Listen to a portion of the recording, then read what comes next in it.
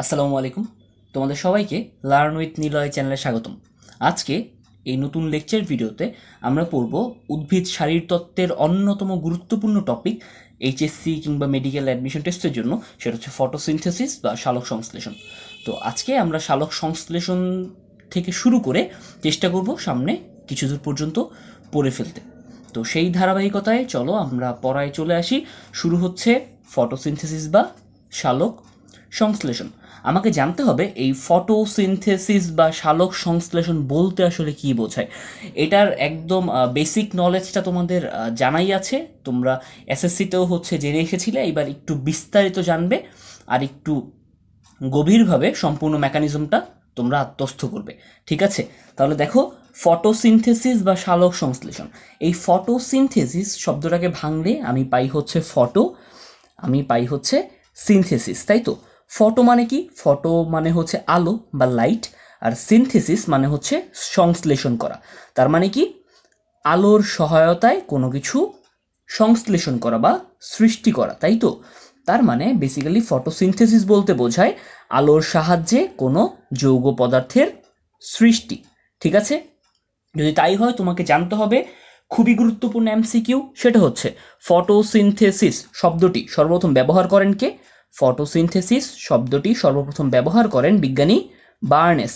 খুবই গুরুত্বপূর্ণ এমসিকিউ প্রশ্ন, এটা কোনোভাবেই ভুল করা যাবে না। ঠিক আছে, এবার তোমাকে জানতে হবে যে ফটোসিনথেসিস অ্যাজ এ হোল এটা আসলে কি, যদি তোমাকে সংজ্ঞায়িত করতে হয়।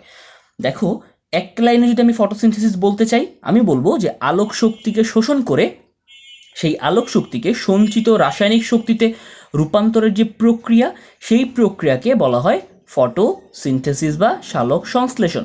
তার মানে আলোক শক্তিকে শোষণ করব, শোষণ করার পর সেই আলোক শক্তিকে ব্যবহার উপযোগী সঞ্চিত রাসায়নিক শক্তিতে রূপান্তর করব, এই যে প্রক্রিয়া, অর্থাৎ আলোক শক্তি শোষণ করে সেটাকে রাসায়নিক শক্তি হিসেবে সঞ্চয় করার যে প্রক্রিয়া, সেটাকেই কি বলা হয়? ফটোসিনথেসিস। ঠিক আছে, এখান থেকে আর কিছুই জানতে হচ্ছে না, তোমাকে জানতে হবে ফটোসিনথেসিস প্রক্রিয়ায় তোমার কি কি প্রয়োজন হয়।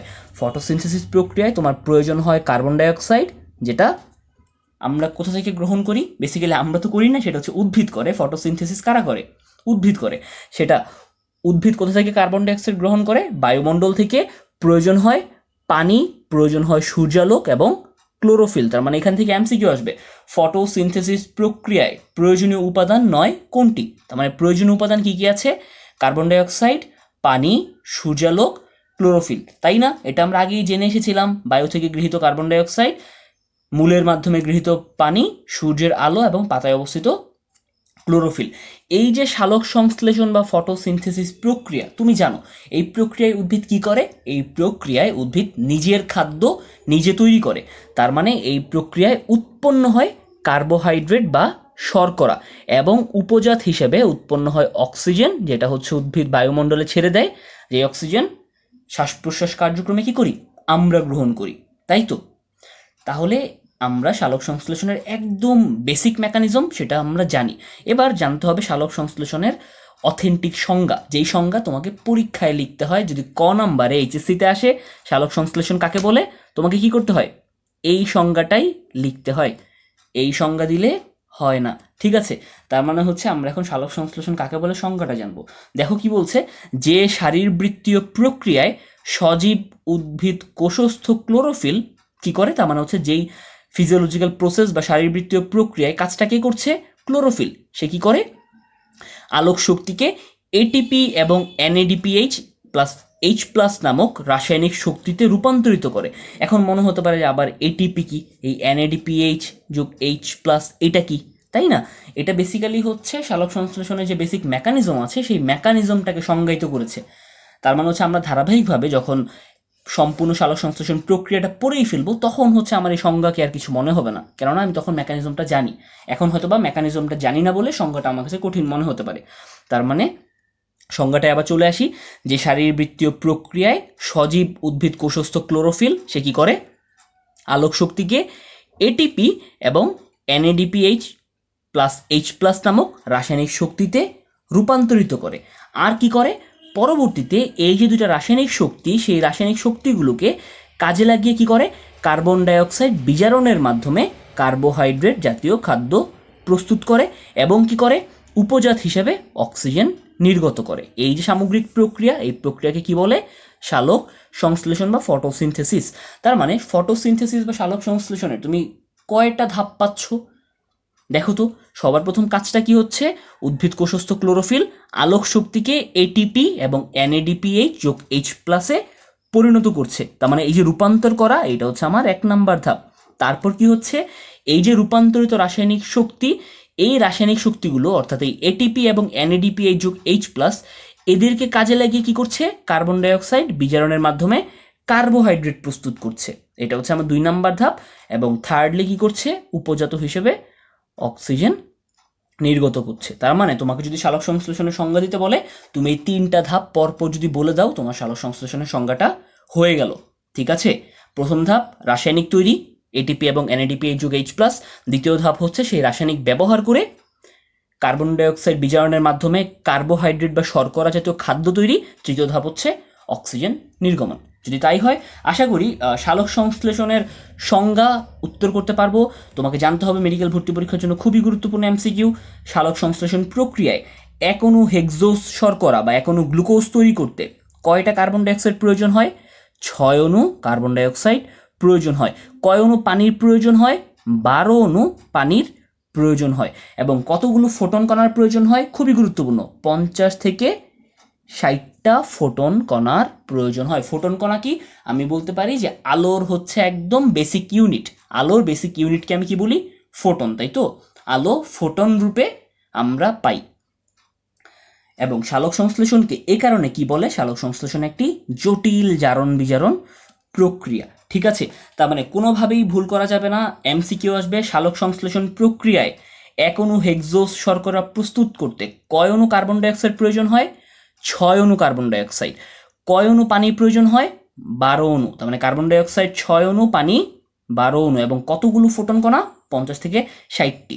যদি তাই হয়, আমরা চলে আসব সালোক সংশ্লেষণের পরবর্তী যে অংশ, সেটা হচ্ছে পানির সালোক বিভাজন বা ফটোলাইসিস অফ ওয়াটার।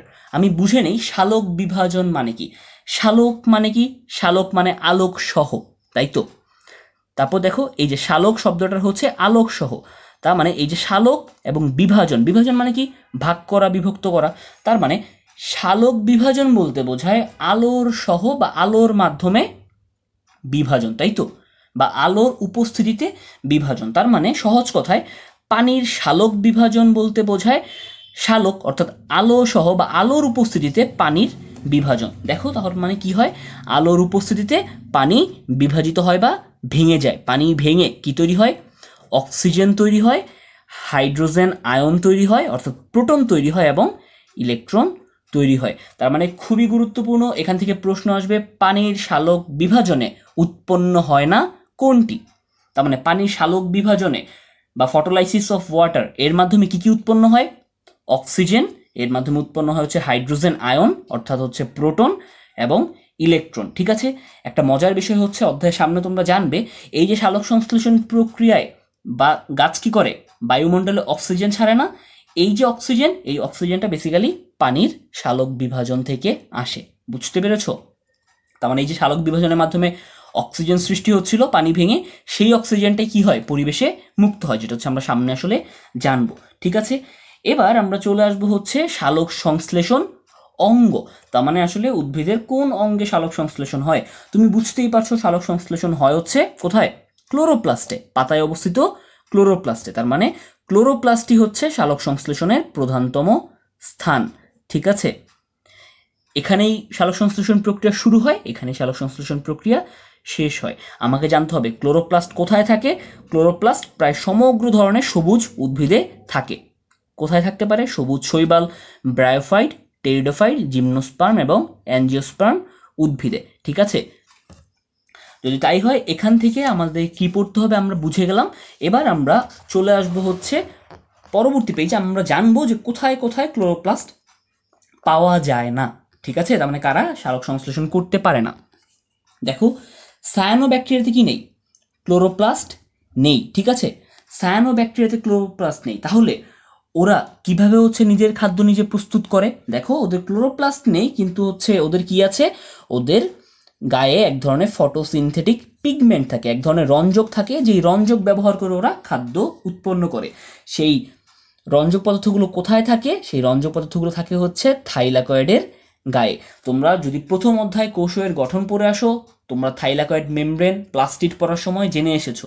সুতরাং সেখানে কি হয়, থাইলাকয়েডের গায়ে কি থাকে, ফটোসিনথেটিক পিগমেন্ট থাকে, তাই তো, সালোক সংশ্লেষণকারী কিছু রঞ্জক পদার্থ থাকে। এবার অন্যান্য কিছু শৈবাল, যেমন লোহিত শৈবাল, বাদামি শৈবাল, এই সমস্ত শৈবালগুলোতেও কি নেই, ক্লোরোপ্লাস্ট নেই। ওদের কি থাকে, ওদের হচ্ছে এরকম কিছু ফটোসিনথেটিক পিগমেন্ট থাকে। এই পিগমেন্টগুলো কোথায় থাকে? এদের পিগমেন্টগুলো থাকে হচ্ছে ক্রোমাটোফোর নামক একটা অঙ্গাণুতে। ঠিক আছে, তার মানে এখান থেকে আমি কি জানলাম? আমি জানলাম হচ্ছে সায়ানোব্যাকটেরিয়াতে ক্লোরোপ্লাস্ট থাকে না, কিন্তু কিছু ফটোসিনথেটিক পিগমেন্ট থাকে কোথায়? প্লাস্টিডের থাইলাকয়েডের গায়ে। ঠিক আছে, আর অন্যান্য যে শৈবাল, লোহিত শৈবাল, বাদামি শৈবাল, ওদেরও ক্লোরোপ্লাস্ট থাকে না। ওদের কি থাকে? ওদেরও কিছু ফটোসিনথেটিক বা সালোক সংশ্লেষণকারী রঞ্জক অর্থাৎ পিগমেন্ট থাকে কোথায়? ক্রোমাটোফোর নামক একটা অঙ্গাণুতে।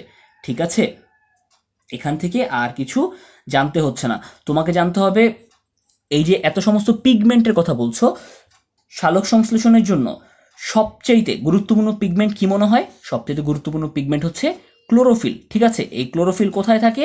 ক্লোরোপ্লাস্টে। তার মানে ক্লোরোপ্লাস্টের সবচেয়ে গুরুত্বপূর্ণ পিগমেন্ট কোনটা? বুঝতেই পারছি, ক্লোরোফিল। এবার ক্লোরোপ্লাস্টে কি শুধুমাত্র ক্লোরোফিলই থাকে?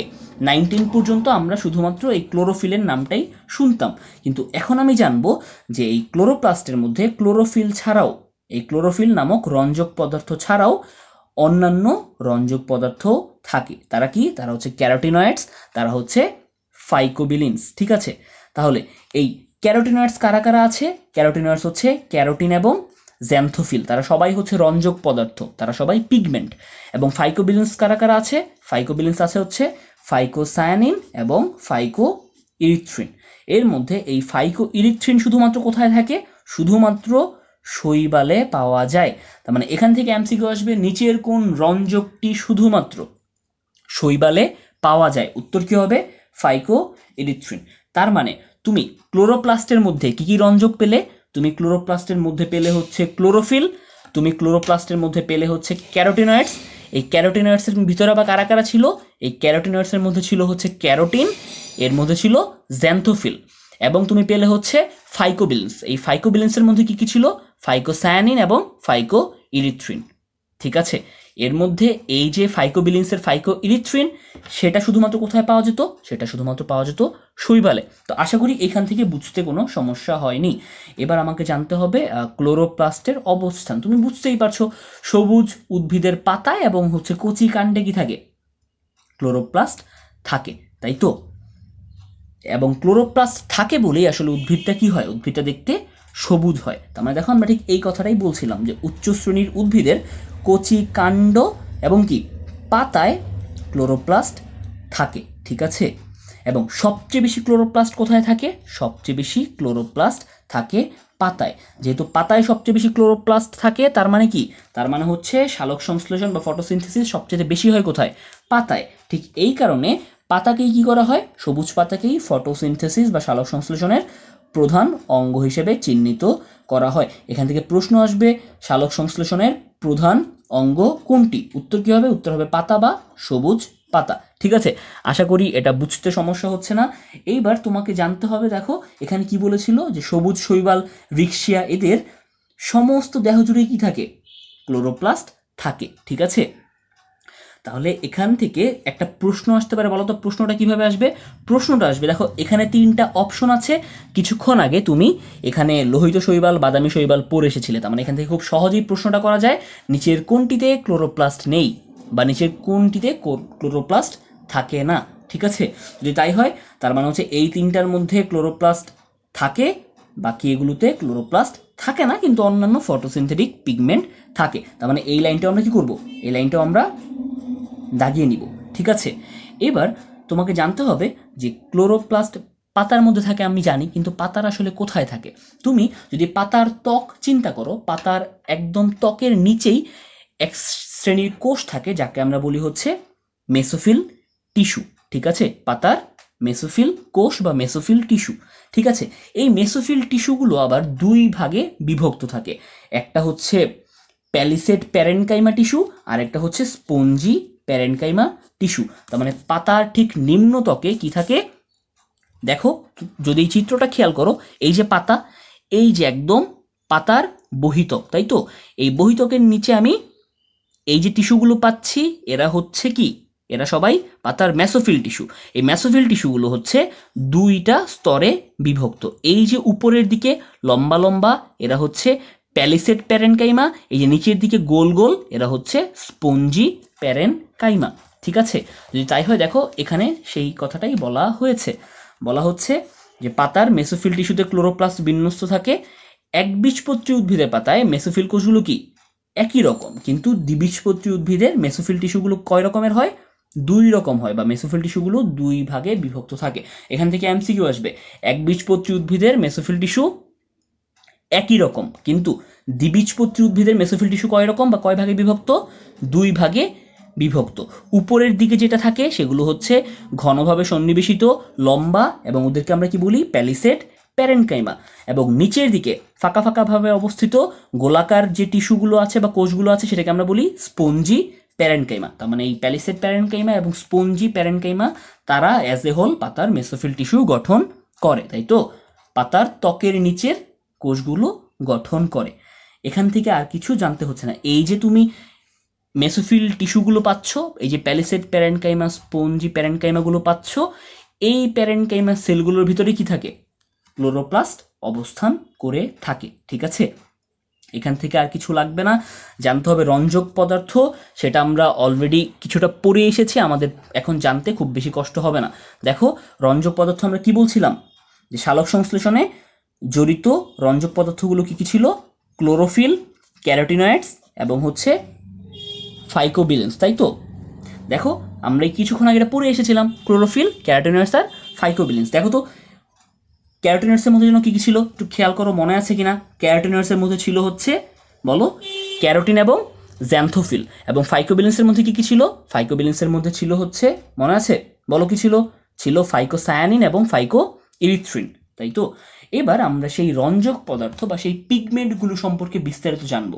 যেহেতু আমরা সালোক সংশ্লেষণ প্রক্রিয়াটা খুবই বিস্তৃতভাবে এখানে আলোচনা করব, এই কারণে তোমাকে সালোক সংশ্লেষণের সাথে জড়িত যে রঞ্জক বা পিগমেন্টগুলো আছে সেটা সম্পর্কে প্রথমে জানতে হবে, তারপর তুমি তাদের কাজ বা সালোক সংশ্লেষণ প্রক্রিয়াটা সহজে বুঝতে পারবে। ঠিক আছে, যদি তাই হয় আমরা চলে আসবো সর্বপ্রথম রঞ্জক পদার্থ, সেটা হচ্ছে ক্লোরোফিল। তাহলে দেখি আমরা ক্লোরোফিল কোথায় থাকে, তুমি জানো ক্লোরোফিল পিগমেন্ট কি সবুজ প্লাস্টিক তথা ক্লোরোপ্লাস্টে থাকে। তার মানে ক্লোরোপ্লাস্টে কি থাকে, ক্লোরোফিল থাকে।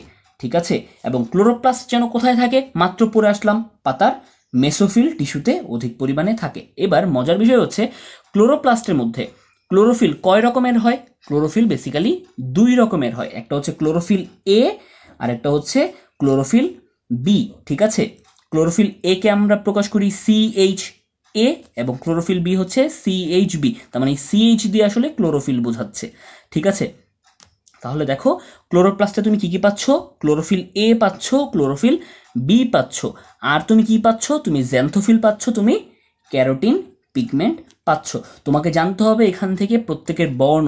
এখান থেকে খুবই গুরুত্বপূর্ণ এমসিকিউ আসে মেডিকেল ভর্তি পরীক্ষা এবং এইচএসসিতে অনেকবার এসেছে, সুতরাং এখান থেকে বর্ণগুলো বা কার রং কি ভুল করা যাবে না। দেখো ক্লোরোফিল এ এর রং কেমন, সে হচ্ছে হলদে সবুজ। ঠিক আছে, ক্লোরোফিল বি ওর রং কেমন, সে হচ্ছে নীলাভ সবুজ। কিভাবে মনে রাখবো, খুব সহজ, যেহেতু ক্লোরোফিল তার মানে অবশ্যই তার বর্ণ সবুজ হবে, তার মানে দুই ক্ষেত্রে সবুজ কমন। তাহলে সমস্যা কোথায় হবে, আমি পরীক্ষায় ভুলে যাব যে কোনটা হলদে সবুজ ছিল কোনটা নীলাভ সবুজ ছিল। মনে রাখবো ক্লোরোফিল বি, বি মানে কি, বি মানে হচ্ছে ব্লু। ঠিক আছে, বি ফর ব্লু, ব্লু মানে কি নীল, তার মানে ক্লোরোফিল বি হচ্ছে নীলাভ সবুজ। তার মানে অপর যেটা থাকলো ক্লোরোফিল এ, সে হচ্ছে হলদে সবুজ। এবং জ্যান্থোফিলের বর্ণ কি, জ্যান্থোফিলের বর্ণ হচ্ছে হলুদ, আমি জানি।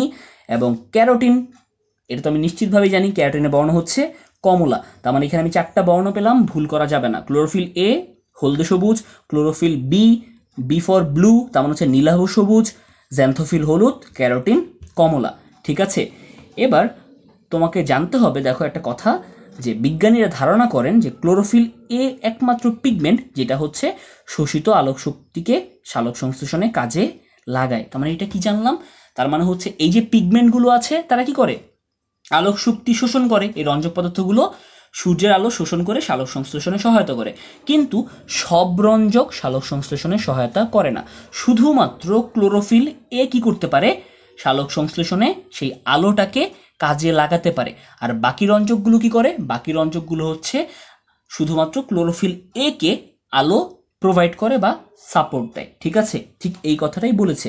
ক্লোরোফিল এ একমাত্র পিগমেন্ট যারা কি করে, শোষিত আলোক শক্তি সালোক সংশ্লেষণে কাজে লাগে, এবং অন্যান্য পিগমেন্ট বা রঞ্জকগুলো কি করে, তাদের শোষিত আলোক শক্তিকে ক্লোরোফিল এ কে প্রদান করে। ঠিক আছে, তোমাকে জানতে হবে এই ক্লোরোফিল এ এমসিকিউ সে কত তরঙ্গ দৈর্ঘ্যের বেশি আলোকরশ্মি শোষণ করে। সে হচ্ছে 700 ন্যানোমিটার তরঙ্গ দৈর্ঘ্যের আলোকরশ্মিকে বেশি শোষণ করে। তার মানে 700 ন্যানোমিটার তরঙ্গ দৈর্ঘ্যের যে আলোকরশ্মি সেটা শোষণ করে কে, ক্লোরোফিল এ। ঠিক আছে, এবং ক্লোরোফিল এর আবার কিছু অণু তারা কি করে, তারা হচ্ছে 680 ন্যানোমিটার তরঙ্গ দৈর্ঘ্যের আলোকরশ্মি বেশি পরিমাণ শোষণ করে। তার মানে কিছু ক্লোরোফিল যারা হচ্ছে 700 ন্যানোমিটার তরঙ্গ দৈর্ঘ্যের আলোকে বেশি শোষণ করে তাদেরকে আমরা প্রকাশ করি P700 দিয়ে। কিছু ক্লোরোফিল অণু যারা হচ্ছে 680 ন্যানোমিটার তরঙ্গ দৈর্ঘ্যের আলোকরশ্মিকে বেশি শোষণ করে তাদেরকে আমরা বলি P680। ঠিক আছে, তোমাকে জানতে হবে এমসিকিউ, ক্লোরোফিল এর সংকেত, ক্লোরোফিল বি এর সংকেত। কিভাবে মনে রাখবো ভাইয়া, সংকেত তো অনেক কঠিন। আমি তোমাদের বলবো সংকেত মনে রাখা কোনো বিষয়ই না। খেয়াল করো, ক্লোরোফিল এ এবং ক্লোরোফিল বি সংকেত অলমোস্ট সেম, C55 C55। দেখো N4 N4, Mg Mg, তার মানে সব মিল, শুধুমাত্র তফাৎ কোথায়, হাইড্রোজেন এবং অক্সিজেনে। এর হচ্ছে হাইড্রোজেন 72, এর হাইড্রোজেন 70, এর অক্সিজেন হচ্ছে O5, ওর হচ্ছে O6। তার মানে কীভাবে মনে রাখবো, খুব সহজ, তুমি এখানে লিখে রাখবে A is equals to B is equals to A is equals to 725, B is equals to 706, এই যে শেষ। তার মানে তোমার আর এটা কোনোভাবেই ভুল হবে না। তার মানে দেখো এই যে 725 দেখেছো, এবং এই যে 706, তার মানে বাকি সব সেম। ক্লোরোফিল এ হচ্ছে 725, তার মানে H72O5, এবং ক্লোরোফিল বি হচ্ছে 706, তার মানে H70O6, বাকি সব সেম। তার মানে যদি পরীক্ষায় অপশনেও আসে তুমি 725 এবং 706 দেখে বুঝে ফেলতে পারবে কোনটা এ কোনটা বি। এবার আমরা হচ্ছে জানবো ক্যারোটিনয়েডস সম্পর্কে। আমি বলে এসেছি ক্যারোটিনয়েডসগুলো কি কি হয়, জ্যান্থোফিল হয় হচ্ছে ক্যারোটিন, তাই তো। এর মধ্যে জ্যান্থোফিলের বর্ণজন কি ছিল, জ্যান্থোফিল হচ্ছে হলুদ বর্ণের, আমি জানি। ক্যারোটিনের বর্ণজন কি ছিল, ক্যারোটিন হচ্ছে কমলা বর্ণের। ঠিক আছে, তার মানে এই যে জ্যান্থোফিল এবং ক্যারোটিন, দেখো কি বলছে, এই জ্যান্থোফিল এবং ক্যারোটিনকে একত্রে কি বলে, একত্রে বলে ক্যারোটিনয়েডস। ঠিক আছে, আবার চলে আসছে আণবিক সংকেত। এখানে আণবিক সংকেতগুলো কোনোভাবেই ভুল করা যাবে না। এইচএসসি এবং মেডিকেল অ্যাডমিশন টেস্টের জন্য জনপ্রিয় প্রশ্ন আসবে, ক্যারোটিনের আণবিক সংকেত কোনটি, বা জ্যান্থোফিলের আণবিক সংকেত কোনটি। কীভাবে মনে রাখবো, খুব সহজ, বলো। তুমি যখন ক্যারোটিনয়েডসগুলো উচ্চারণ করো তোমার মনের মধ্যে বাই ডিফল্ট কোন নামটা আগে চলে আসে, আগে চলে আসে ক্যারোটিন, তারপর চলে আসে জ্যান্থোফিল। তুমি কি এইভাবে কখনো বলো জ্যান্থোফিল ক্যারোটিন, না, তুমি বলো ক্যারোটিন জ্যান্থোফিল, তাই না। তার মানে তুমি ক দিয়ে শুরু করো, তাই তো, প্রথম ব্যঞ্জন বর্ণ দিয়ে তুমি শুরু করো, ক্যারোটিন জ্যান্থোফিল। তার মানে যেহেতু তুমি হচ্ছে ক্যারোটিন দিয়ে শুরু করছো ক দিয়ে, তার মানে সে হচ্ছে প্রথম, তার মানে O1। জ্যান্থোফিলকে তুমি যেহেতু 2 নম্বরে বলছো, তার মানে সে হচ্ছে O2। তার মানে দেখো কীভাবে মনে রাখবো, ক্যারোটিন জ্যান্থোফিল সংকেত সেম, C40H56, C40H56 সব সেম, শুধুমাত্র ক্যারোটিন হচ্ছে O1, তার মানে ও, জ্যান্থোফিল হচ্ছে O2। তার মানে ক্যারোটিন হচ্ছে 1 নম্বরে আসে, জ্যান্থোফিল 2 নম্বরে আসে। তার মানে এই ক্যারোটিন এবং জ্যান্থোফিলের আণবিক সংকেত কোনোভাবেই ভুল করা যাবে না।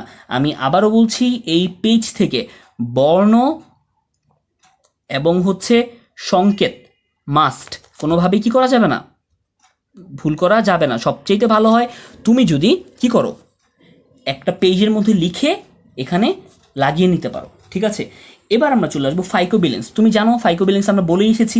ফাইকোবিলেন্স জন্য কী কী আছে? ফাইকোসায়ানিন এবং ফাইকো ইরিথ্রিন। এবার বুঝতেই পারছো ফাইকোসায়ানিন, সায়ানো, তার মানে ওর বর্ণ কি?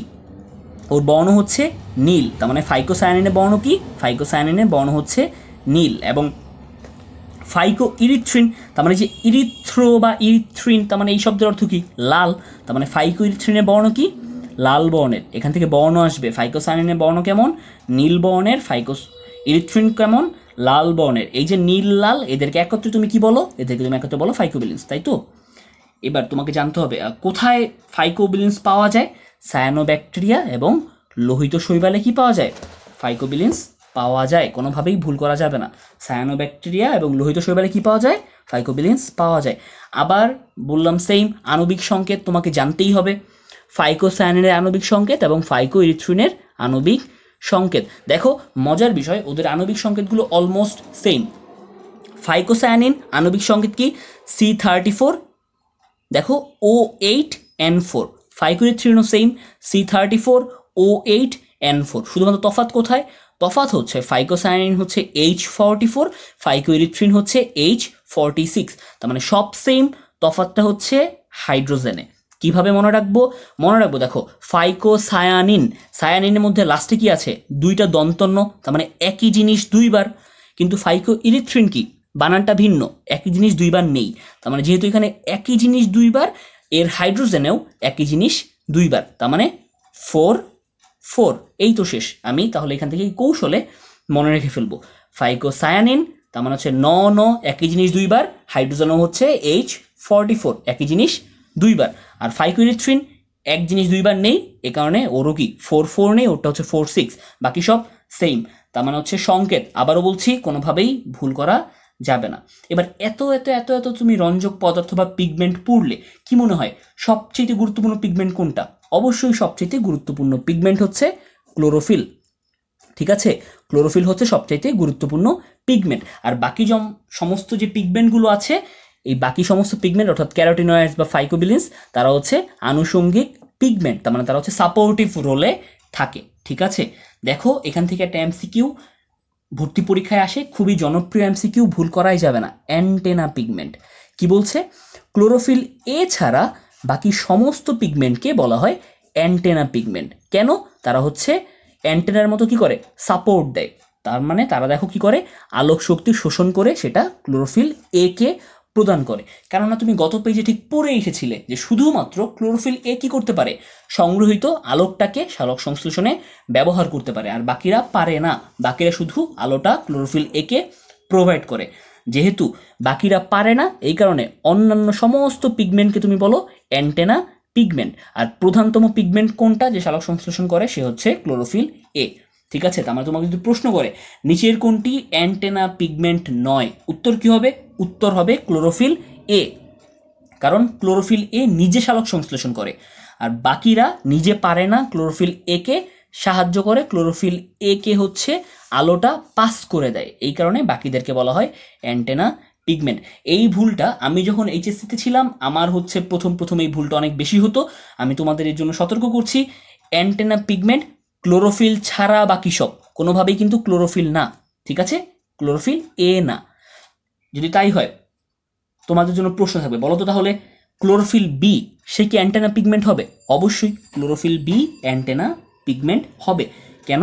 কারণ হচ্ছে ক্লোরোফিল বিও কি নিজে সালোক সংশ্লেষণ করতে পারে না, সেটা শুধুমাত্র ক্লোরোফিল এ করে। তার মানে ক্লোরোফিল এ ছাড়া বাকি সবাই অ্যান্টেনা পিগমেন্ট। আশা করি এটা ভুল করব না। চলে আসবো আলোক বর্ণালীর কর্মক্ষমতা। এখান থেকে আমাকে কি জানতে হবে? এখান থেকে আমাকে জানতে হবে, দেখো ফোটন কণা কি? আমি বলছিলাম যে সূর্যের উত্তপ্ত কেন্দ্রের হাইড্রোজেন পরমাণু থেকে হিলিয়াম পরমাণুতে রূপান্তরের সময় যে শক্তি বিকিরিত হয়, তাই তো? তখন হচ্ছে সূর্যের ভেতর এই নিউক্লিয়ার বিক্রিয়াগুলো হওয়ার সময় যে বিকিরণ হয়, সেই বিকিরণটাই আমরা হচ্ছে তাপ এবং আলো রূপে পাই, এবং সেই বিকিরিত কণাগুলোকে কি বলে? ফোটন কণা। ঠিক আছে, এখান থেকে আর কিছু তোমাকে জানতে হবে না। তোমাকে জানতে হবে তুমি যে আলোটা দেখো সেটা কি? সেটা হচ্ছে দৃশ্যমান বা সাদা আলো, তাই তো? সেই দৃশ্যমান আলোকে কোন এককে প্রকাশ করা হয়? দৃশ্যমান আলোকে ন্যানোমিটার এককে প্রকাশ করা হয়। ন্যানোমিটার কত? 1 ন্যানোমিটার সমান 10⁻৯ মিটার, তাই তো? এইবার এই যে দৃশ্যমান আলোক, ঠিক আছে, এই দৃশ্যমান আলোকের মধ্যে আবার কয় রকমের আলোক তরঙ্গ আছে? দৃশ্যমান আলোকের মধ্যে সর্বমোট 7 ধরনের আলোক তরঙ্গ আছে, ঠিক আছে, বেনিয়া সহ কলা, তাই তো? এই তরঙ্গ দৈর্ঘ্যগুলো প্রত্যেকের ভিন্ন। এর মধ্যে সর্বনিম্ন তরঙ্গ দৈর্ঘ্য কত তুমি জানো? 390, যেটা হচ্ছে বেগুনির, এবং সর্বোচ্চ কত? 760 বা 780। বায়োলজির ভাষায় ওরা 760 বলছে, কেমিস্ট্রিতে সেটা 780, তাই তো? এবার সেই প্রত্যেকটা তরঙ্গ যেন কি কি তুমি জানো, সেগুলো হচ্ছে বেগুনি, নীল, আসমানি, সবুজ, হলুদ, কমলা ও লাল, যেটাকে আমরা একত্রে বলি বেনিয়া সহকলা। এখান থেকে তোমাকে আর কিছু জানতে হচ্ছে না। এবার আমরা চলে আসবো, দেখো এখানে একটা খুবই গুরুত্বপূর্ণ কথা বলা হয়েছে, সেটা হচ্ছে শোষণ বর্ণালী কি জিনিস। বলা হচ্ছে যে একটা বস্তুর উপর যখন আলো পড়ে কি হয়, সেই বস্তুটা আলোক রশ্মিটাকে শোষণ করে, ঠিক আছে? তার মানে সেই আলোক তরঙ্গের যতটুকু শোষিত হয় সেটাকেই বলা হয় সেই আলোকের শোষণ বর্ণালী। তার মানে বস্তুর উপর পতিত আলোর বিভিন্ন আলোক তরঙ্গের যে পরিমাণ শোষিত হয়, বস্তুর উপর আলো পড়ছে, সেই আলোকের যতটুকু শোষিত হয় সেটা হচ্ছে শোষণ বর্ণালী। তোমাকে জানতে হবে, এখানে খুবই গুরুত্বপূর্ণ কিছু এমসিকিউ দেওয়া আছে, কোনোভাবেই ভুল করা যাবে না। কি বলেছে? যে যেই সূর্যের আলোটা পড়ছে, অর্থাৎ আপতিত সূর্যালোকের 83% ক্লোরোপ্লাস্ট কর্তৃক শোষিত হয়। তার মানে পাতায় যদি সূর্যের আলো পড়ে, সেই আলোর কত পার্সেন্ট ক্লোরোপ্লাস্ট শোষণ করতে পারে? 83%। বাকি 12% কি হয়? 12% হচ্ছে বায়ুমণ্ডলে প্রতিফলিত হয়। তার মানে এটা যদি আমার একটা পাতা হয়, খেয়াল করো, এটা যদি একটা পাতা হয়, এই যে এখানে যখন সূর্যের আলোটা পড়ছে, এর 83% পাতা শোষণ করছে, বাকি 12% কি হচ্ছে? বায়ুমণ্ডলে প্রতিফলিত হচ্ছে, এবং 5% কি হচ্ছে? 5% ভূগর্ভে প্রতিসরিত বা বিলীন হচ্ছে, অর্থাৎ 5% একদম কোথায় চলে যাচ্ছে? মাটিতে চলে যাচ্ছে, ঠিক আছে? এবার এটা কিভাবে মনে রাখবো? এই এমসিকিউ 3টা খুবই গুরুত্বপূর্ণ। আমরা লিখে রাখবো বিপাশা। কি লিখবো? বিপাশা। দেখো তো বিপাশাতে কি হয়? বিতে হচ্ছে বিলীন, কত পার্সেন্ট ভূগর্ভে প্রতিসরিত বা বিলীন হয়? 5%, ঠিক আছে? তার মানে বিলীন কত? 5%। দেখো পাতে বা পতে কি হয়? পতে হচ্ছে প্রতিফলিত। প্রতিফলিত কত পার্সেন্ট হয়? 12%। তার মানে হচ্ছে বায়ুমণ্ডলে প্রতিফলিত হয় কত পার্সেন্ট? 12%। এবং এটা দিয়ে কি হচ্ছে? এটা হচ্ছে শোষিত, অর্থাৎ ক্লোরোপ্লাস্ট কর্তৃক শোষিত। সেটা কত পার্সেন্ট?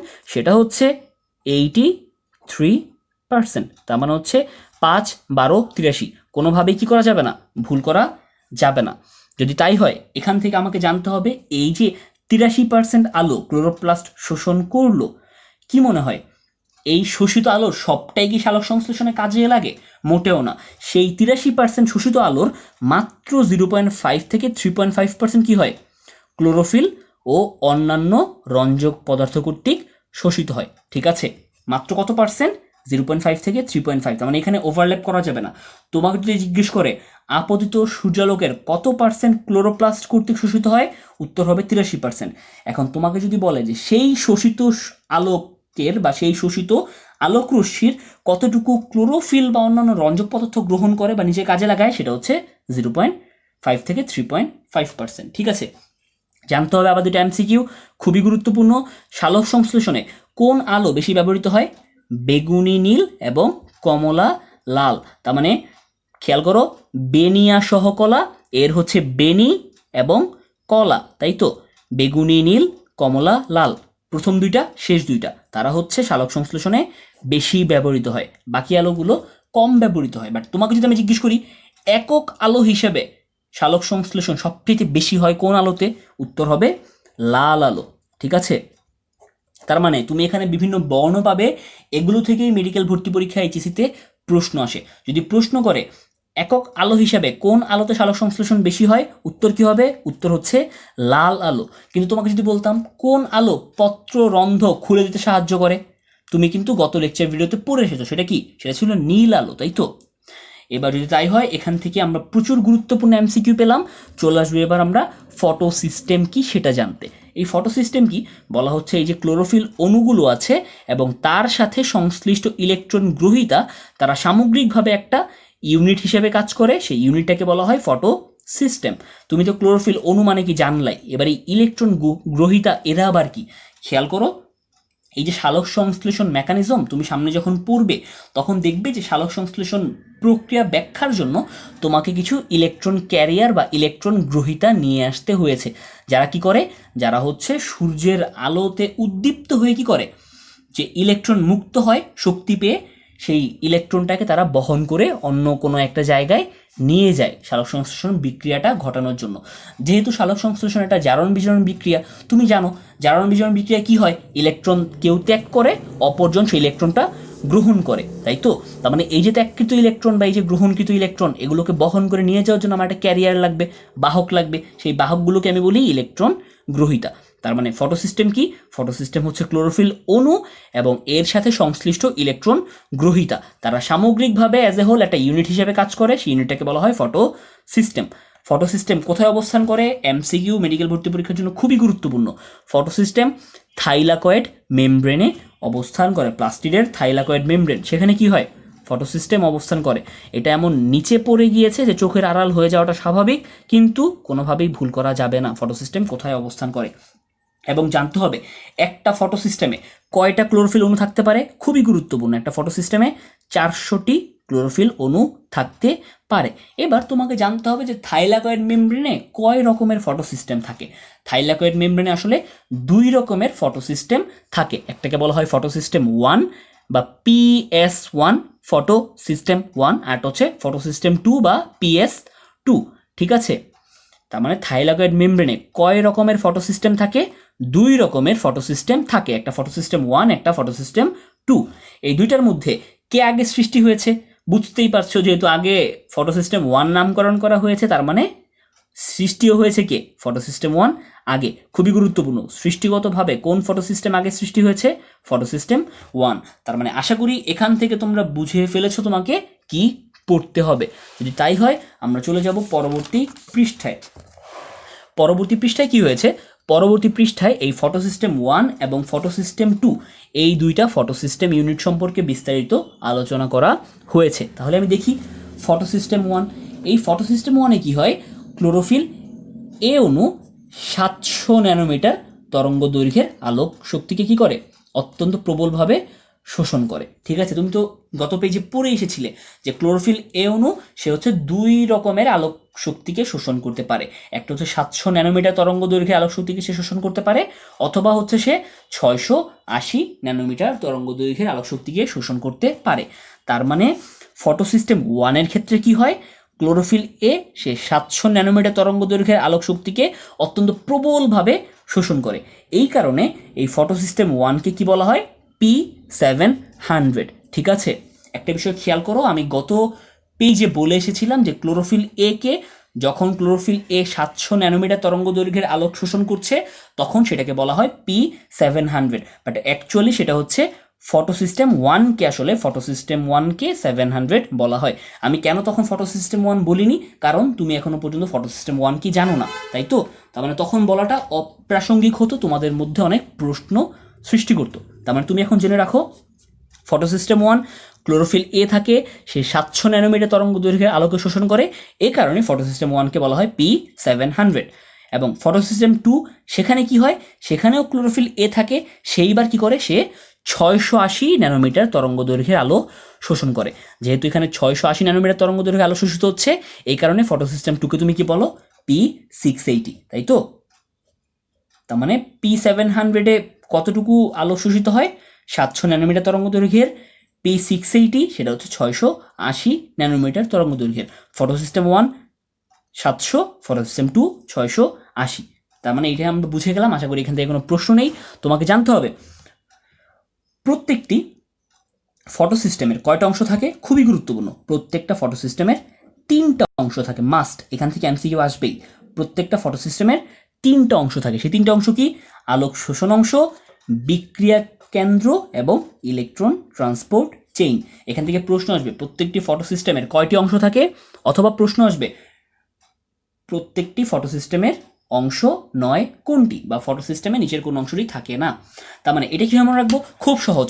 একটা ফটোসিস্টেম সে কি করবে, সূর্য থেকে আসা আলোটা গ্রহণ করবে, গ্রহণ করলো, গ্রহণ করে তার মধ্যে কোনো একটা বিক্রিয়া হলো, বিক্রিয়া শেষে কি হলো, যে ইলেকট্রন তৈরি হলো বা যে ইলেকট্রন নির্গত হলো, সেই ইলেকট্রনটা ইলেকট্রন ট্রান্সপোর্ট চেইনের মাধ্যমে প্রবাহিত হলো। তার মানে আলো আসলো, বিক্রিয়া হলো, বিক্রিয়াতে ইলেকট্রন উৎক্ষিপ্ত হলো বা ইলেকট্রন নির্গত হলো, সেই ইলেকট্রন ইলেকট্রন ট্রান্সপোর্ট চেইনের মাধ্যমে প্রবাহিত হলো। ঠিক আছে, যেহেতু জারণ বিজারণ, ইলেকট্রন ছাড়বে, ইলেকট্রন গ্রহণ করবে, তার মানে সেই ইলেকট্রনের প্রবাহ হবে ইলেকট্রন ট্রান্সপোর্ট চেইনের মাধ্যমে। তার মানে হচ্ছে এই তিনটা অংশ আশা করি ভুল করব না। এবার চলে আসবে ফটোসিস্টেম 1 এবং ফটোসিস্টেম 2 এর মধ্যে পার্থক্য। এটা মেডিকেল ভর্তি পরীক্ষার জন্য খুবই গুরুত্বপূর্ণ এমসিকিউ, এবং এইচএসসির জন্য তুমি জানো আমি কি বলবো, সেটা হচ্ছে পেইড সিকিউ, তাই তো? কেননা হচ্ছে এগুলো একদম পেইড, এখান থেকে 2 নম্বরের প্রশ্ন চলেই আসে। তাহলে দেখো, আমরা এটা অলরেডি জেনে এসেছি কিছু জিনিস, আর কিছু জিনিস আমরা নতুন জানবো। বলা হচ্ছে ফটোসিস্টেম 1, তুমি জানো কিন্তু ফটোসিস্টেম 1 কি, বিক্রিয়া কেন্দ্রে কি থাকে, ক্লোরোফিল এ 700, তাই তো? ফটোসিস্টেম 2 ক্লোরোফিল কি থাকে, ক্লোরোফিল এ 680। বুঝতে পেরেছি?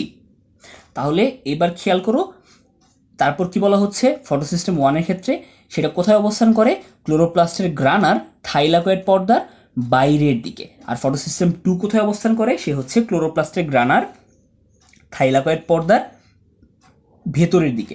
এখন আমি তোমাদেরকে বলবো, তোমরা যদি হচ্ছে এই যে ক্লোরোপ্লাস্টের গ্রানা, থাইলাকয়েড পর্দা, এই শব্দগুলো বুঝতে অসুবিধা হয়, তোমরা হচ্ছে কোষ ও এর গঠন প্রথম অধ্যায়ে গিয়ে প্লাস্টিডের গঠনটা দেখে আসবে, তাহলে তোমার হচ্ছে এই থাইলাকয়েড, গ্রানা এগুলো বুঝতে সমস্যা হবে না।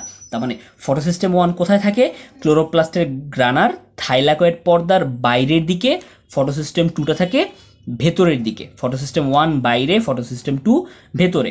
এখানে হচ্ছে 700, এখানে ফটোসিস্টেম 2তে 680। তোমাকে জানতে হবে ফটোসিস্টেম 1-এ কি হয়, চক্রীয় এবং অচক্রীয় দুই রকম ফটোফসফোরাইলেশনই ঘটে, আর ফটোসিস্টেম 2তে কি হয়, শুধুমাত্র অচক্রীয় ফটোফসফোরাইলেশন হয়। আমরা যখন কিছুক্ষণ পরে ফটোফসফোরাইলেশন পড়ব, তখন হচ্ছে এই চক্রীয় ফটোফসফোরাইলেশন, অচক্রীয় ফটোফসফোরাইলেশন কি, এগুলো নিয়ে তোমাদের প্রশ্ন থাকবে না। কিন্তু এখানে প্রাসঙ্গিক বিচারে তোমার লাইনটা আগে দিয়ে দিয়েছে, সুতরাং এখানে তোমাকে এটা জানতে হবে।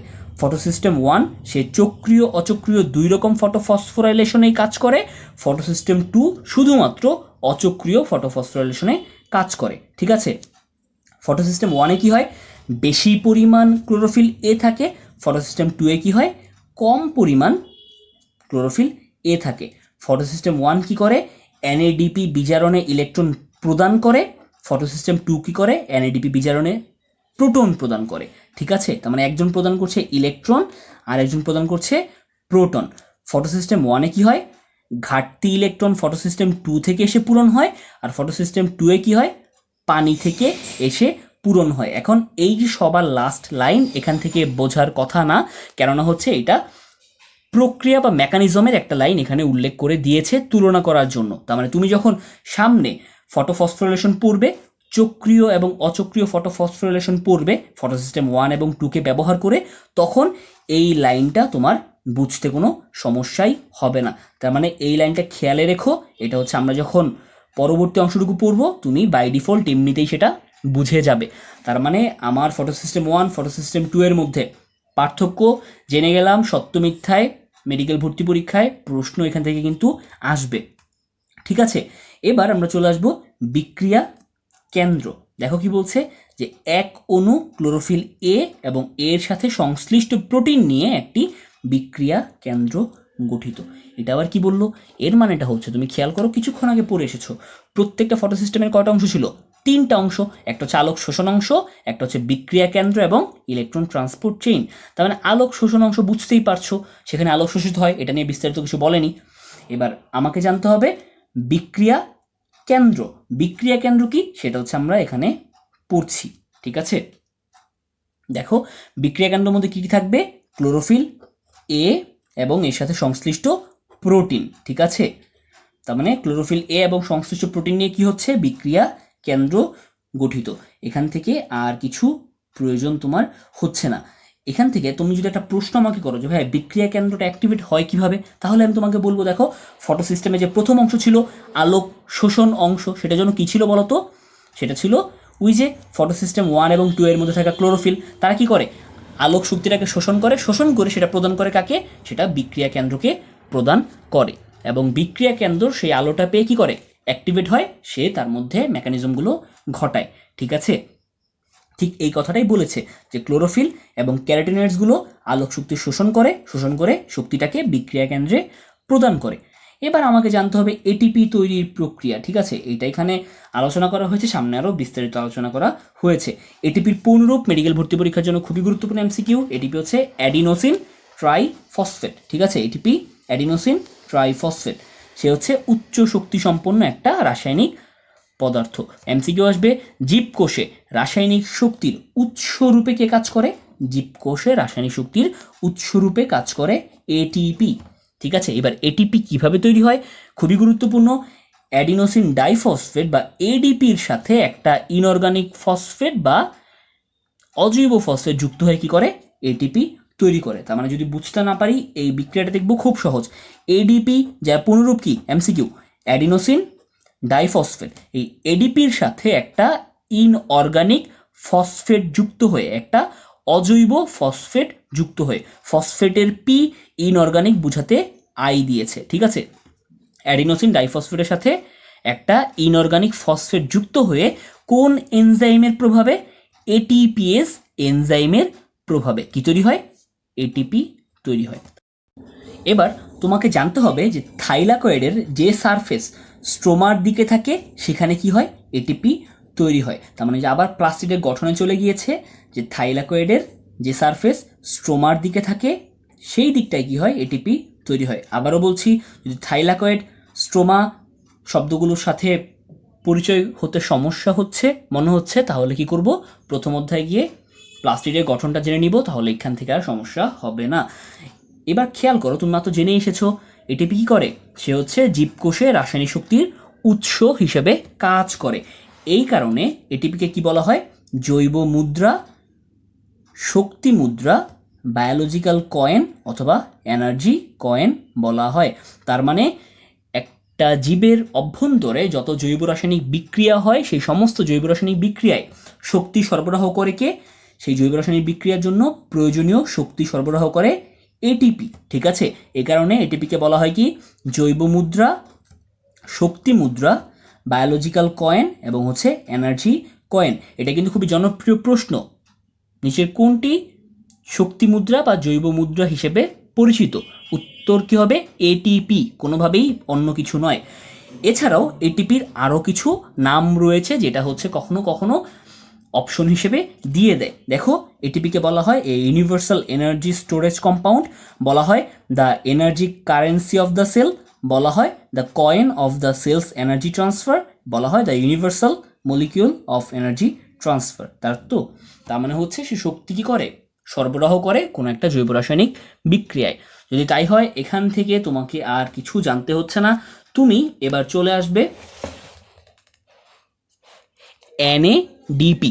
এখানে যতগুলো জৈব রাসায়নিক পদার্থের কথা বলা আছে তোমাকে সবগুলো কি করতে হবে? সবগুলোর পূর্ণরূপ তোমাকে জানতে হবে, যেখান থেকে এমসিকিউ পরীক্ষায় আসবে। ঠিক আছে, দেখো এনএডিপির পূর্ণরূপ কি? সে হচ্ছে নিকোটিনামাইড অ্যাডিনিন ডাইনিউক্লিওটাইড ফসফেট। ঠিক আছে, এনএডিপির পূর্ণরূপ তোমাকে কি করতে হবে? জানতে হবে। এই এনএডিপি কি আসলে? সে এক প্রকার কোএনজাইম। এখন এই কোএনজাইম কি? কোষ রসায়ন পড়ার সময় অবশ্যই সেটা জেনে এসেছো, তাই তো?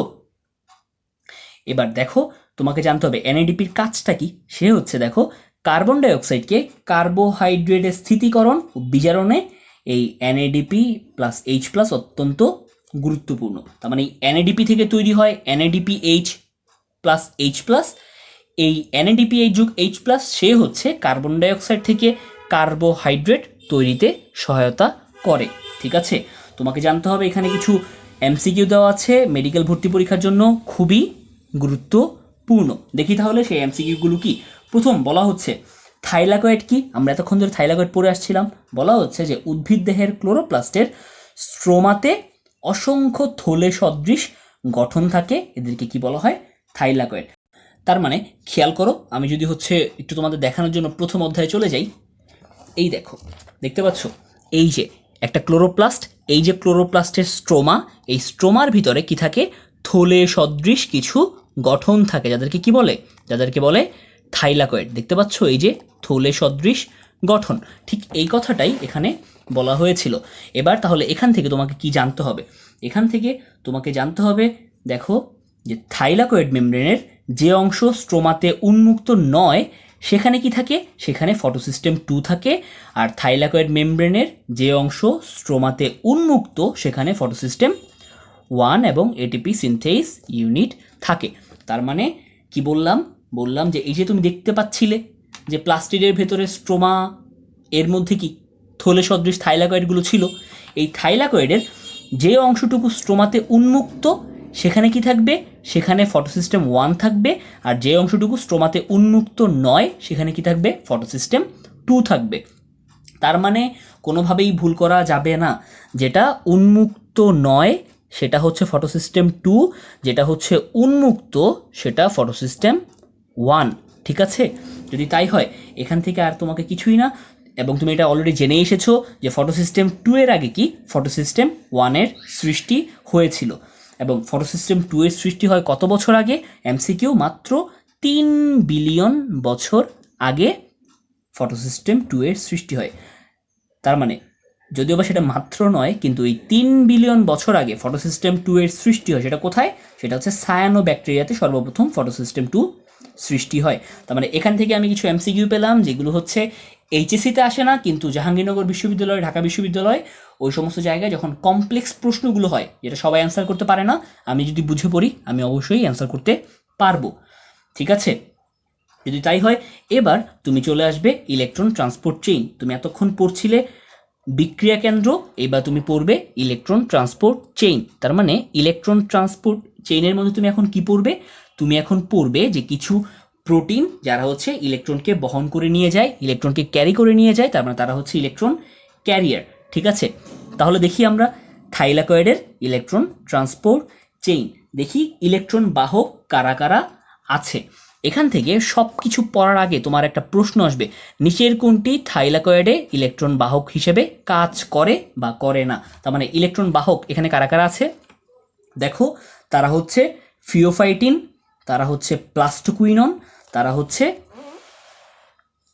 সাইটোক্রোম, তারা হচ্ছে প্লাস্টোসায়ানিন, তারা হচ্ছে ফেরিডক্সিন, তারা হচ্ছে এনএডিপি রিডাক্টেস। তার মানে টোটাল 6টা উপাদান আছে যারা কি করে?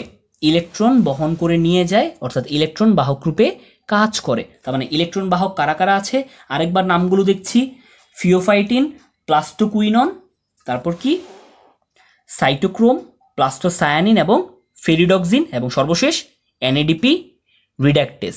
ঠিক আছে? এবার এই 6টা সম্পর্কে আমরা কি করব? আমরা একটু বিস্তারিত জানার চেষ্টা করব। ঠিক আছে? সবার প্রথম তাহলে তুমি চলে আসো ফিওফাইটিন। এবার ফিওফাইটিন শুরু করার আগে সর্বপ্রথম তোমাদের কাছে আমার প্রশ্ন থাকবে, এই যে ইলেকট্রন বাহকগুলো আছে, এই ইলেকট্রন বাহকগুলো বেসিক্যালি কোথায় থাকে? এই ইলেকট্রন বাহকগুলো কোথায় থাকে? দেখো, ইলেকট্রন বাহকগুলো থাকে থাইলাকয়েড মেমব্রেনে। ঠিক আছে? তাহলে চলে আসে, এবং তারা সামগ্রিকভাবে কি ফর্মেশন করে? তারাই সামগ্রিকভাবে আসলে ইলেকট্রন ট্রান্সপোর্ট চেইন গঠন করে। ঠিক আছে? যদি তাই হয় চলে আসো ফিওফাইটিন। ফিওফাইটিন কি? ফিওফাইটিন হচ্ছে একটা রূপান্তরিত ক্লোরোফিল এ অণু, ক্লোরোফিল বি না, রূপান্তরিত ক্লোরোফিল এ অণু। এইচএসসির অত্যন্ত জনপ্রিয় একটা এমসিকিউ, নিচের কোনটি রূপান্তরিত ক্লোরোফিল এ অণু? মেডিকেল ভর্তি পরীক্ষার অত্যন্ত জনপ্রিয় এমসিকিউ এটা, নিচের কোনটি রূপান্তরিত ক্লোরোফিল এ অণু? উত্তর কি হবে? ফিওফাইটিন। ঠিক আছে? তোমাকে জানতে হবে দ্বিতীয় বাহক, সেটা কি? সেটা হচ্ছে প্লাস্টোকুইনন। এই প্লাস্টোকুইনন কি? সে হচ্ছে অতি ছোট চলনশীল লিপিড। এখন তুমি যেই বাহকগুলো পড়ছো, বিলিভ মি, এগুলো এইচএসসি এবং অ্যাডমিশনের জন্য মোস্ট ইম্পর্ট্যান্ট এমসিকিউ হিসেবে বিবেচিত হয়। তার মানে তোমার গুরুত্ব ঠিক ততটাই থাকতে হবে। দেখো, তার মানে প্লাস্টোকুইনন থেকে প্রশ্ন আসবে, নিচের কোনটি অতি ছোট চলনশীল লিপিড? তার মানে প্লাস্টোকুইনন সে হচ্ছে অতি ছোট চলনশীল লিপিড। মনে রাখবো কিভাবে? মনে রাখার জন্য পাশে লিখে রাখো কুলি। কি লিখলাম? কুলি। তার মানে কুলি দিয়ে কি বোঝাচ্ছি, প্লাস্টোকুইনন, কুতে হচ্ছে কুইনন, সে হচ্ছে লি মানে লিপিড, তার মানে প্লাস্টোকুইনন হচ্ছে লিপিড। কেন একটু পর আমরা বুঝতে পারবো, ঠিক আছে। এবার এখান থেকে আর কিছু নয়, তারপর আমরা চলে আসবো তৃতীয় বাহক, যেটা হচ্ছে সাইটোক্রোম। এই সাইটোক্রোম কি, সাইটোক্রোম হচ্ছে একটা লৌহ ঘটিত হিম গ্রুপ বিশিষ্ট প্রোটিন। তার মানে নিচের কোনটি লৌহ ঘটিত হিম গ্রুপ বিশিষ্ট প্রোটিন, উত্তর কি হবে সাইটোক্রোম, ঠিক আছে। এবার এই সাইটোক্রোমের মধ্যে ইলেকট্রনের আদান প্রদান কে করে, দেখো এই সাইটোক্রোমের মধ্যে ইলেকট্রন আদান প্রদান করে এই যে হিম গ্রুপে বিদ্যমান লৌহ, ঠিক আছে। হিম গ্রুপের মধ্যে যে লৌহ থাকে সেই কি করে, ইলেকট্রন আদান প্রদানে সহায়তা করে। এবার আমরা চলে আসবো পরবর্তী ইলেকট্রন বাহক, যেটা হচ্ছে প্লাস্টোসায়ানিন। প্লাস্টোসায়ানিন কি, অত্যন্ত চলনশীল একটি ক্ষুদ্র মেমব্রেন প্রোটিন। এই যে এখানে হচ্ছে আমার কুলির ভূমিকা চলে আসলো। কেন বললাম খেয়াল করো, সেও অত্যন্ত চলনশীল, সেও ক্ষুদ্র। কিছুক্ষণ আগে তুমি যখন প্লাস্টোকুইন অঞ্চল পড়ে এসেছিলে, সেও কি ছিল, সেও অতি ছোট ছিল, সেও চলনশীল ছিল। তার মানে দুইজনই হচ্ছে ক্ষুদ্র, দুইজনই চলনশীল।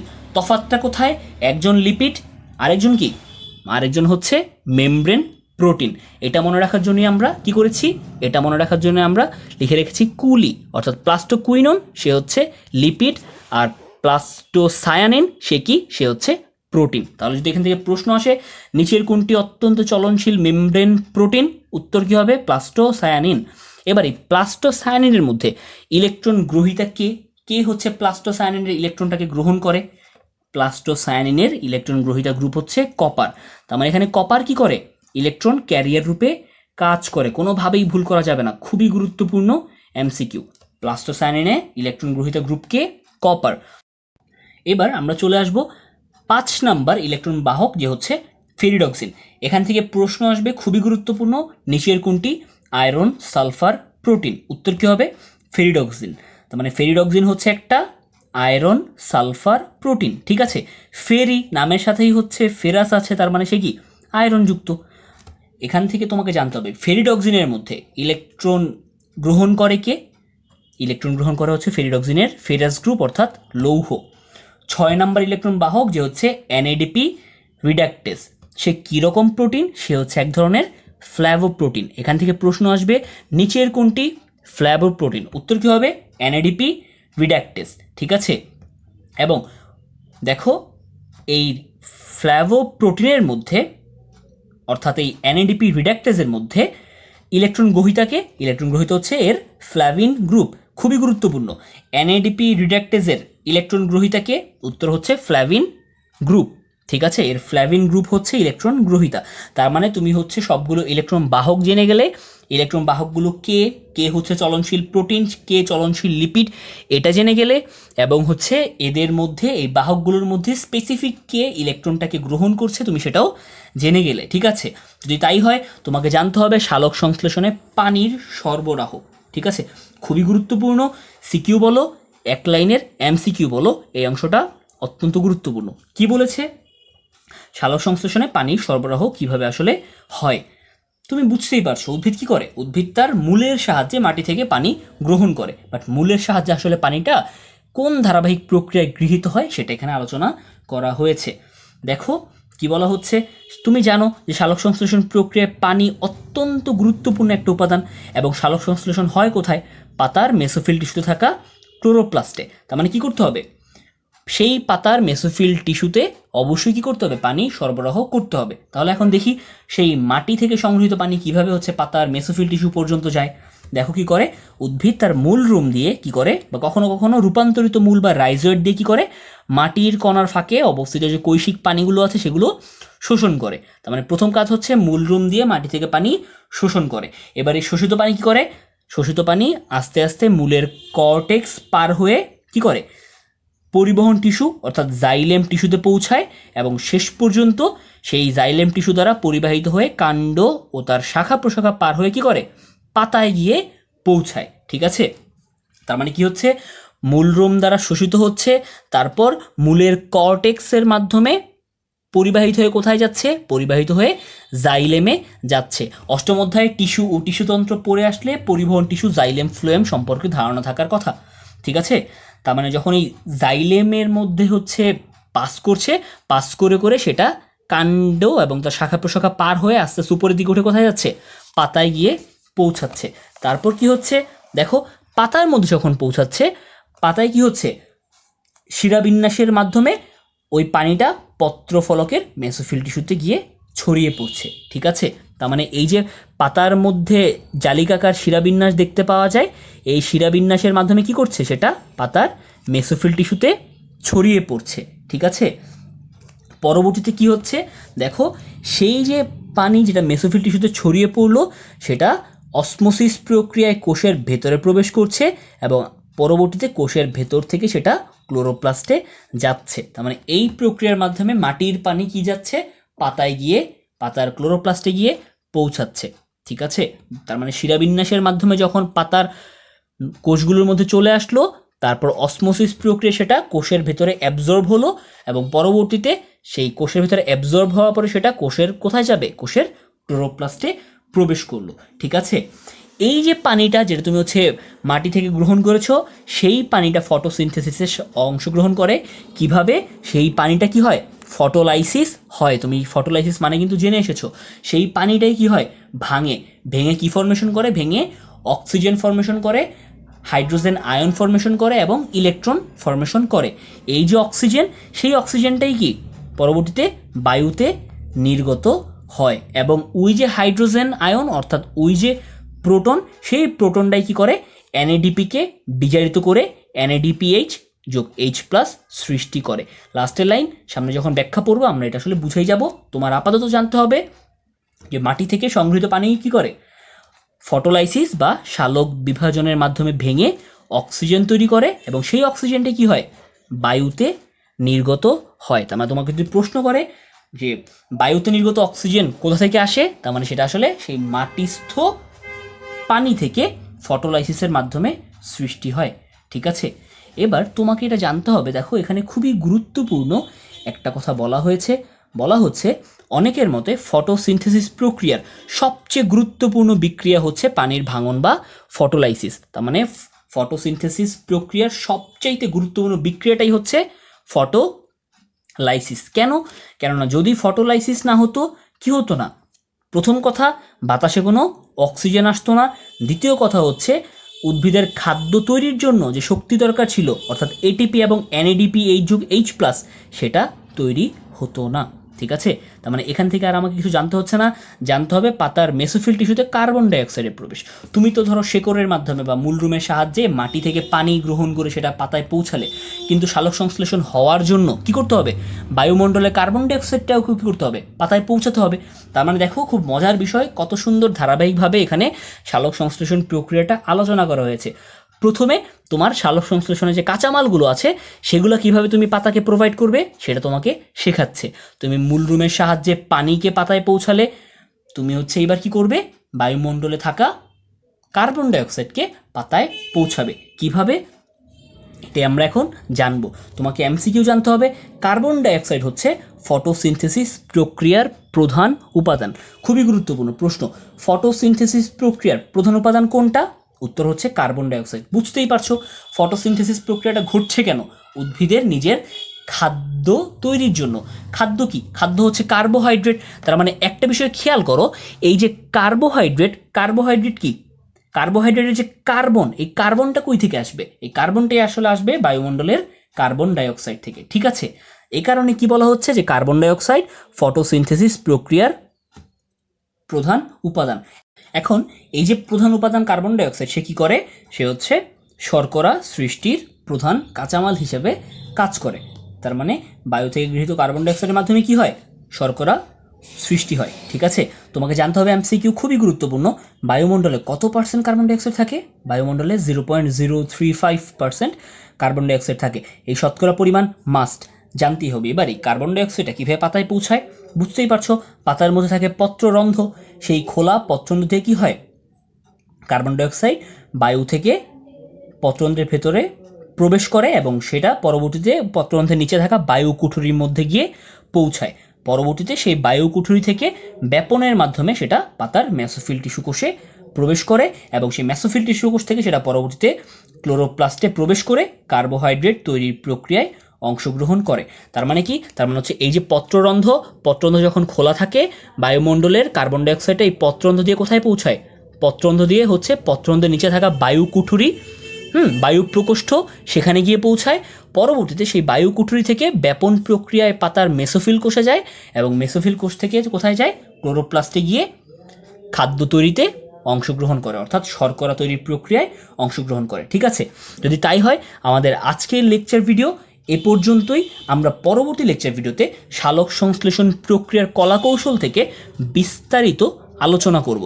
তো আজকের লেকচার ভিডিও আশা করি খুব ভালো বুঝতে পেরেছো। সালোক সংশ্লেষণ প্রক্রিয়া শুরু করার আগে যে বেসিক নলেজ তোমাদের থাকা দরকার ছিল সেটা আমি ইনশাল্লাহ খুব ভালোভাবে তোমাদের দিতে পেরেছি। তো আজকের লেকচার শেষ করব। লেকচার শেষ করার আগে আমি তোমাদের আরেকটা জিনিস শুধু একটু বলে দিতে চাই। খেয়াল করো, আমি পুরো লেকচার ভিডিওতে বারবার বলে আসছিলাম NADPH যোগ H+, কিন্তু তুমি যখন পড়বে তুমি সেটাকে বলবে NADPH2। তাহলে আমি কেন বলার সময় NADPH2 বলছিলাম না? আমি হচ্ছে ঠিক এটাকে প্রমোট করছিলাম, তুমি যেন পরীক্ষার মধ্যে যখন লিখো তুমি যেন NADPH2 না লিখে NADPH যোগ H+ সেটাকে এইভাবে লিখো। তুমি দুইভাবে লিখলেই হয়, কিন্তু হচ্ছে এইটা বেশি প্রিফারেবল। ঠিক আছে, তাহলে আমাদের অধ্যায়টার এই পার্টটুকু খুব সুন্দরভাবে ইনশাল্লাহ শেষ হলো। নতুন লেকচার ভিডিও নিয়ে খুব জলদি তোমাদের সাথে দেখা হবে। ততদিন পর্যন্ত তোমরা সবাই ভালো থাকো। আল্লাহ হাফেজ।